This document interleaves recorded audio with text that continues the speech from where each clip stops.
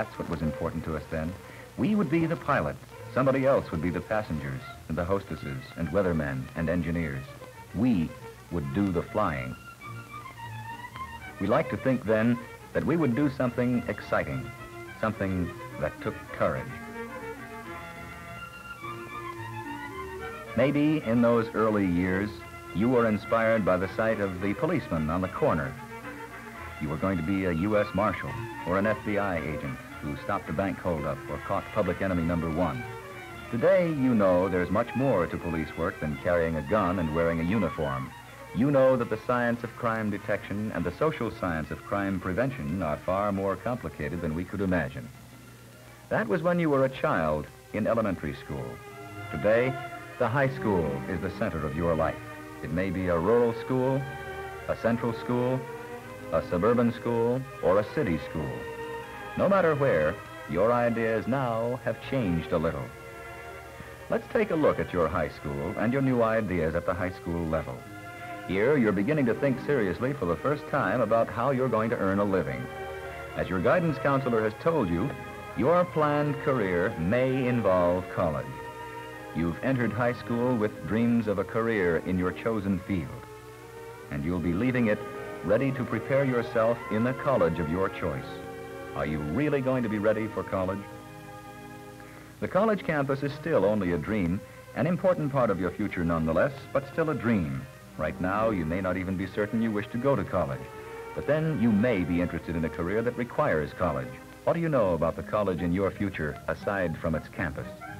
College life. Certainly that's important to you.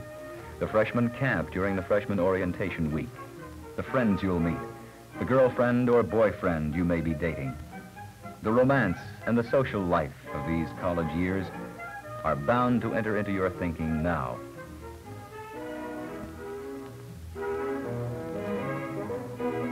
There'll be the fraternities and the sororities.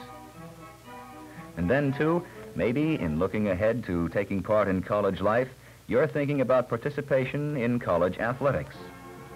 You may lie awake at night dreaming of becoming a football hero, hearing the cheers in the stands, or seeing yourself as the cheerleader, or as the shortstop, making that all-important last out for your victorious team.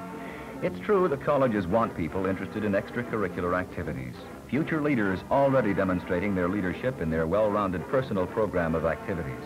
But college is much more than this. You've heard of this closing door of the crowded college. 25 years ago, 1 in 12 high school graduates entered college, and they could pick the school of their choice. Today, 1 in 3 high school graduates go to college. What does it mean? It means you're competing for admission to the school of your choice. Let's go for a moment to the offices of the college admissions directors and get the word from the people who know. The admissions people are a lot more choosy today than they were a few years ago. And when you're interviewed by the admissions counselor, he's going to take a long look at your high school record to see just how well you measure up when compared with other high school graduates. The college campus may be your goal, those beautiful buildings, those intriguing courses, the wonderful libraries, and the great laboratories may beckon. But can you realize your dream? The competition is growing keener all the time. The admissions people want to know not only that you have good grades, but that you've taken the subjects they think you need to get the most out of the 4 years you're going to spend there. So right now would be a good time to examine your high school program. Let's look in on Joe Hicks. He's a high school student like you, and he's faced with the same problems. We went to the administrators of colleges, to the persons who know what the colleges want of Joe, and we found some answers that can give you a head start in the race for admission to college. Now Joe, perhaps like you, doesn't know what he wants to be, but he has his dreams. More and more now, he's thinking of the future, and perhaps the life of the lawyer is for him. A lawyer leaving his plush office in a new office building for another interesting day in court. There is lots of excitement in that prospect, the drama of the courtroom, the debate. But there's more to it than just the excitement of the courtroom. This day in court represents hours, days, perhaps weeks or months of skilled work in the office, preparing his briefs.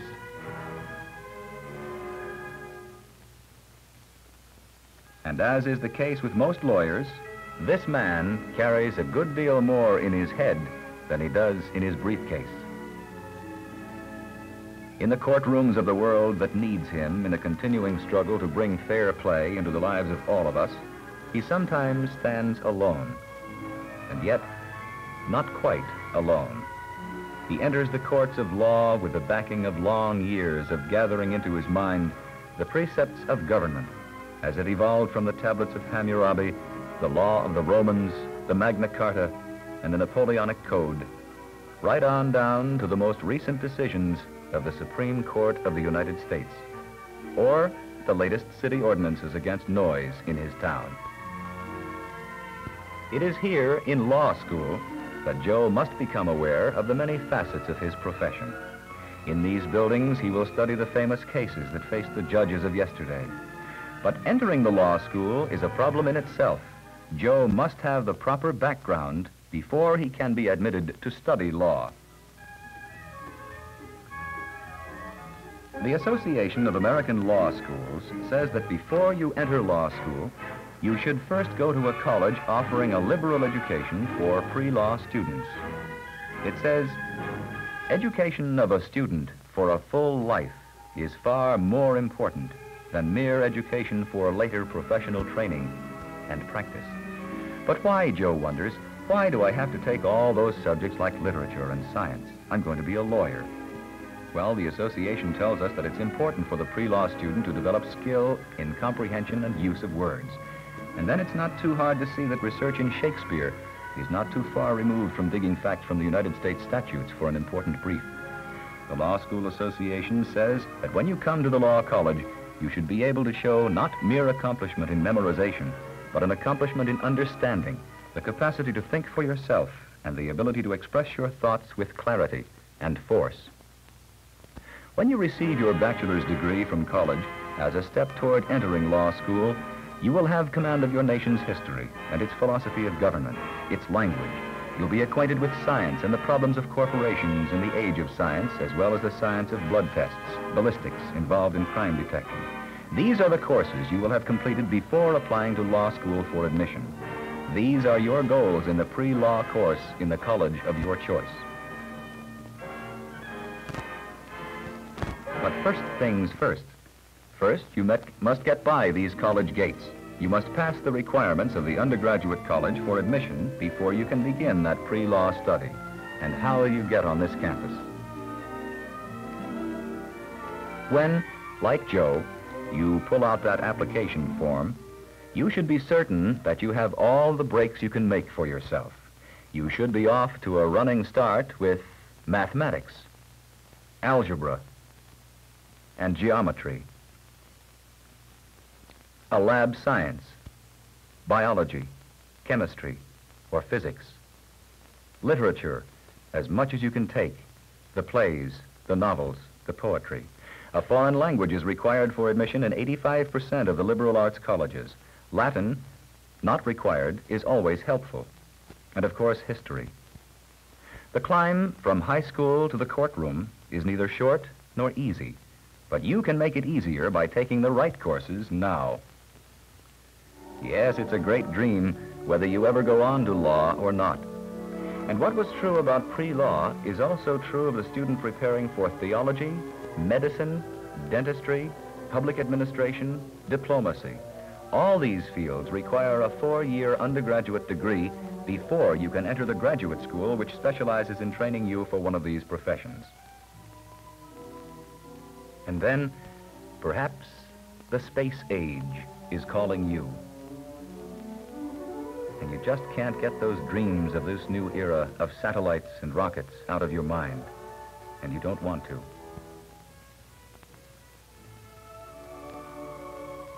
Today, it's the armed services that are applying our new knowledge to build our defenses. You may want to go to college to prepare for a position in the development of these new machines of defense, or you may wish to go directly into these services. Either way, you will need to know your mathematics before you'll be trusted with these marvels of a new age.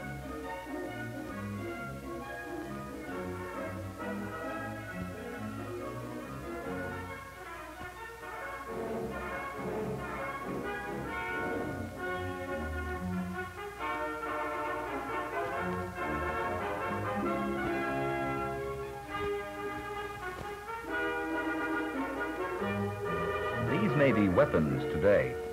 But tomorrow, these same men may be fueling our first ship to Venus or the moon. They may be harnessing cosmic energy for our homes and our factories. These Army officers had the good sense to prepare themselves for the space age. The man who pushes the button that fires these guided missiles is just one of a group of thousands who worked on their development. Engineers, technicians, writers, executives, all of whom had to know their onions. And that meant chemistry, physics, math, biology, English, and foreign language.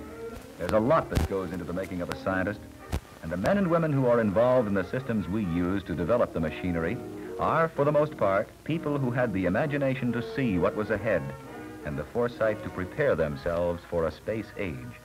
The opportunities that lie ahead in astrophysics, chemistry, nucleonics, metallurgy, plastics, radiobiology, and other fields yet unborn are there mostly for people who are still in high school, like you. It takes time to understand the machines of a space age. It takes time to make a scientist. And the world is crying for more men of science to unravel the mysteries of the stars, to defeat cancer, to remove salt from the sea waters which can irrigate the deserts of the world. Every course you take in college will be vital, and you'll desperately wish you had time for still more. And fellas, don't think for one moment that science is a man's world. It was Madame Curie who opened this atomic era with her discoveries about radium. And today, one company has even set aside one scientific building run entirely by women employees. Other companies, hospitals, and colleges are searching for the keen minds of women scientists. Yes, it takes time in college classes to become a scientist, and you'll find that you just don't have enough of it. Do you know that right now you're in a position to gain 1 year? If you take the right courses now, you'll be exempt from certain college courses and can start work in these laboratory courses a year earlier. Have you planned on at least 2 years of a foreign language? If you have, you'll be required to take 1 less year in college language and can take a science course in its place. The scientist today should be able to read in technical journals of the latest discoveries by Frenchmen, Russians, Germans, and others. And yet today, thousands of articles in these technical journals lie untranslated in our libraries. Remember, jet engines, rockets, penicillin, and radioactivity were first discovered in other countries. Then, too, you can save time in math and physics. If you've had these math courses in high school, you've actually gained 1 whole year of advanced college work in your future planning. But perhaps you're not certain your future lies in science. You find, like Joe here, that your dreams are drawn to the excitement of the business world, the world of commerce, with the shipping of the world passing through our harbors, the world's greatest network of railways meeting those ships, and more than 20% of our employable population working in the transportation industry, or the world of investment, brokerage, banking, the financial structure on which our entire society hangs. And there's retailing with the administration of the big chain stores, the grocery stores, automotive sales, all needing leaders, the insurance field, or perhaps you'll be an independent real estate broker. Or perhaps it's big industry itself that calls you. Steel, the automobile industry, aluminum, the aircraft industry, machine tools, plastics. Millions of Americans are working in industrial enterprises today.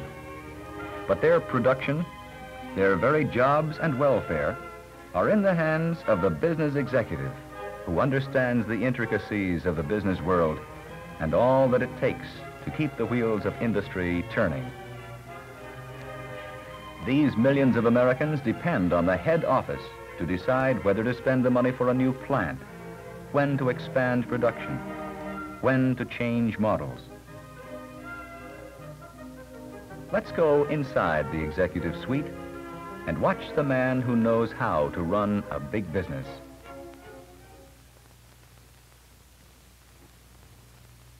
The decisions men like this must make in administering our far-flung enterprises with responsibility for the destinies of thousands of workers demands an ability in decision-making involving sometimes millions of dollars.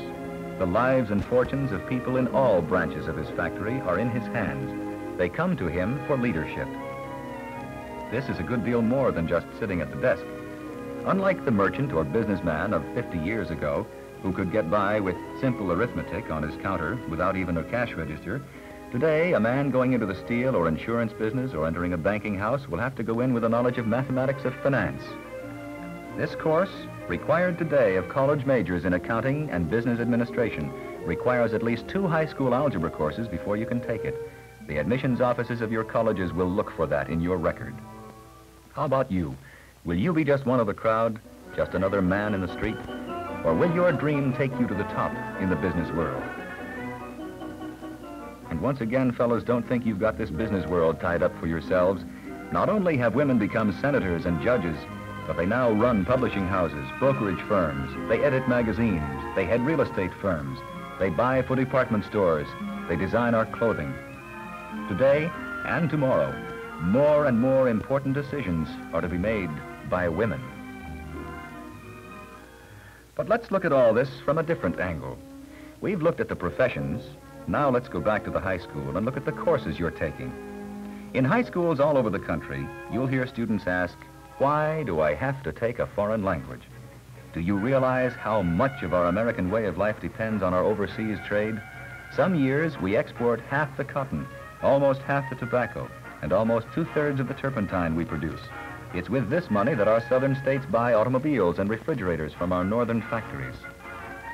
Ships have carried half our locomotives, 1/3 of our motorcycles, and 1/3 of our office machine production to foreign markets. Our tourist trade is important too. France, for example, has for some years paid for 1/4 of its imports with the income from American tourists. These ships in the Thames in London, England, are unloading American goods. Today, in Venice, young American women are buying the world-famous lace and glassware of Murano and Burano for the department stores they represent at home. How'd you like to tour the Mediterranean each winter as a buyer, a vacation and a job all rolled into one? Or perhaps you've noted the trade with the Netherlands in diamonds, or the lucrative tourist agency business. But will you be able to speak the language of these people? To write a business letter in French or German or Spanish or Italian? Today, it's a sorry businessman who tries to dabble in all these rich markets without a knowledge of at least one foreign language. If diplomatic or foreign service is in your future, get a language now. For every 2 years of high school language, most colleges will exempt you from 1 year of college language. A year's jump on your college courses. A year to get something more out of college. This woman in the red coat is a foreign correspondent for an American newspaper, traveling overseas like this, at ease in the very hottest spot of the crisis-ridden world today, Algeria. But let's consider this. What use would she be to her paper if she spoke no French, could get no word of opinion from a single Algerian? Then today, lots of high school students ask, why history? The answer, because you can't get into college without it. In this day and age of political crisis, calling for so much of our energies to ward off war, no matter what you choose, from engineering to journalism, your college will require some sort of history course, usually in your freshman year. You should understand your government and its heritage from the Western world. And if diplomacy is your field, you may end up right back there where democracy was born, in the halls of the British government. Or perhaps you'll work in the City Hall, or even the Congress of the United States. The need is great for city managers and other competent municipal officials. Even the city engineer or health officer must understand the principles of government and economics. History is not just a study of the crumbling past of ruins and long-departed kings. The colleges believe it vital today. They believe the study of political and social developments of other times, applied to the problems of today, give us the best idea of what will happen tomorrow. The world has gone through some bitter times, and when we stop looking back, we'll have to give up also the hope of preventing the misery and bloodshed, the depression and hunger that face us every once in a while. Then, too, they ask, why so much emphasis on English? From billboards to engineering reports, the ability to express yourself correctly is the key to success. And advertising can be much more complicated than billboards. One major automobile manufacturer recently advertised, wanted 25 men who can correctly write the English language. Television has become an increasingly important medium in advertising as well as in entertainment and in the presentation of news. Whether you write news, short stories, advertising copy, dramatic skits, engineering reports, sales analyses, or tax audits, you've got to know your language. And the printed word, be it newspaper, magazine, or book, is the basic tool of success. You must be equipped to handle it well. You'd better begin polishing up on that reading right now. Whether you're hoping to make the college newspaper staff, with your first thrill as a reporter, or as a rewrite man, or as an editor, or layout man, or someday expect to be working in a radio newsroom, you'd better get your word skills in good shape. Words are the backbone of this business and of most business. Here in a college language laboratory, you see a professor preparing recordings for the foreign language classes. Remember, 85% of the liberal arts colleges require foreign language, and you can't expect to know German, French, or Spanish grammar if you don't have your English grammar in shape. And then there's the really big bonus. All colleges require English composition of their freshmen, but you can take an examination when you arrive on campus, and if your English is good enough, here is one more course you can skip in order to start more advanced work in your chosen field ahead of most other students. That's the word from behind the door of the college admissions man. That's why you take high school English. Now, we've already talked a great deal about math, how you can get at least 1 year jump on other students in engineering and science and pre-medicine if you've had all these courses. Now, naturally, the engineer must have his math, but do you know that most all colleges require a laboratory science somewhere in your 4-year college program, regardless of your major, whether you're going to operate a surveyor's transit or preach from the pulpit of your church? And all lab sciences require at least algebra and usually plane geometry. Are you ready for these required college science courses? Or must you waste a year at college taking non-credit high school level mathematics after you get there? These are accounting students. They're using math. They need it for psychological statistics, accounting, and market research. And more colleges are even turning down applications from students without math. Yes, even the musician who makes a study of the physics of acoustics finds mathematics a necessary tool. We've also discussed science for the scientist. But what of you other students who don't expect to major in science? This is a biology laboratory in an Eastern college. Not one of these students is a science major. Now, some experience in the scientific way of thinking in a high school course is a lifesaver here. Any science. It doesn't have to be the same one you're going to take in college. And of course, those of you planning your future in medicine or dentistry must constantly live with science. Nurses and medical technologists in these efficient new hospitals must know chemistry and biology. Pharmacists study physics, math, 2 years of chemistry, and 3 years of biology. Even the criminal lawyer should know something of the processes of science in crime detection. Maybe you think you won't need these courses because you're going into a new field, not yet quite a profession, a field like television. And if you think you won't need the basic courses, you're making a mistake. The successful broadcaster needs as broad a background as possible. Think of the wide range of interests touched by this powerful force in American life. How can a newsman analyze current events without a knowledge of history? The dramatic actor's talents are augmented by his knowledge of the theater and the classic plays. The advertising copywriter would be lost without a solid background in English. And then there are the engineers, experts in advanced electronics. The lighting men and technical directors who need to know optics, the behavior of light, and the characteristics of lenses. The audio engineers who must know acoustics. The designers who make the scenery and the sets. The foreign language training the announcers and musicians must have. Just think of the importance of language training to the people who are in the Voice of America and Radio Free Europe, to the correspondents in overseas bureaus of ABC, NBC, and CBS. As the world shrinks before the swiftly expanding fields of communication and transportation, the study of a foreign language becomes more and more important. And then there's the business side of broadcasting. The audience measurement survey companies leaning heavily on math and statistics. The time salesman who depends on his knowledge of psychology. And the executive personnel who need to know a little of everything. No field is an exception. This physiotherapist must study in college biology, chemistry, physics, anatomy, and physiology. He must be able to read and to write clear, accurate reports. He must understand the social background and the psychological problems of his patient. He must have a broad background. The physical education teacher also must take zoology, anatomy, and physiology. He must know his English and his history. So you see, no matter what your field, you'll get a head start in your race to enter college if you take the proper high school courses now. One state requires its elementary school teachers to complete 2 years of high school science to be admitted to Teachers College.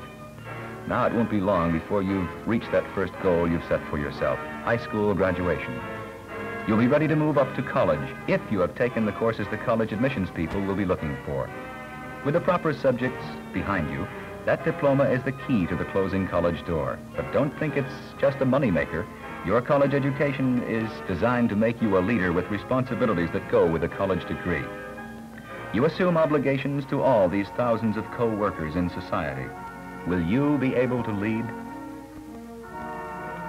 Will you assume the responsibilities of big business? Whether in the armed forces or as a scientist behind the scenes, will you really produce when the chips are down? Will you benefit mankind? Will you make the world any better?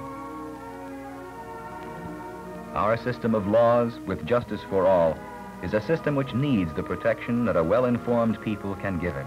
And the colleges are aiming toward making each graduate a responsible. Or will you be admitted but have to take so many elementary courses that you only get 3 years of college education in 4 years? Or will you graduate from college knowing that you got the most for your time and every dollar of tuition you paid? Right now is the time to think about your future. If you're headed in this direction, take a good close look at your high school curriculum. Make sure it's getting you started right for college.